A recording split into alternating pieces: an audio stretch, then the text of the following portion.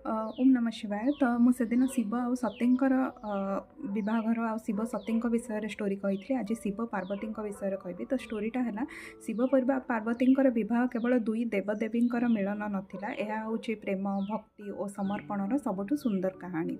सती निजर निज पति अपमान सही न पारिकी आपन को जहाँ स्टोरी कही से जोगाग्नि निजर देह त्याग करते। तो शिव से दुखरे ब्रह्मांडर स्वयं को दूर कर तो समय बीतीगला शिव पुणी सती पार्वती रूप में हिमालयंकर झील हो जन्म हेले। छोट बेलू पार्वती हृदय गोटे नाम थिला शिव। से जानी पूर्व जन्म शिव तांकर पति थिले।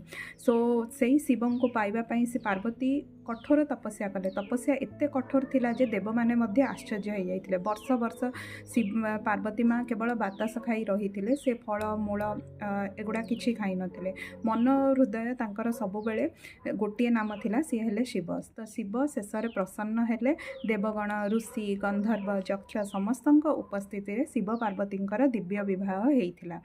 शिव आसिले बाराती रे तांकर भूतगण गणपति मध्य पार्वती माता प्रथमे डरीगले। एमि पार्वती माँ प्रथमे डरीगले। से एमती देखी से या देखले जे मो झीर बर कौन ये जे भूतगण गणपति मानक मध्य आसीचंदी। किंतु पार्वती अनुरोध रे शिव तांकर दिव्य अर्थात सुंदर रूप धारण कले। समस्ते देखि बहुत मोहित हो जाइथिले। दुहिंकर हाथ मिसिला, एकाठी हेले शिव शक्ति। तांको मिलनरु सृष्टि चली एवं तांकर प्रेम ने ब्रह्मांड गति पाउछि। शिव पार्वती विवाह आमको एया शिखाए जे यथार्थ प्रेम केबे हारे नाही।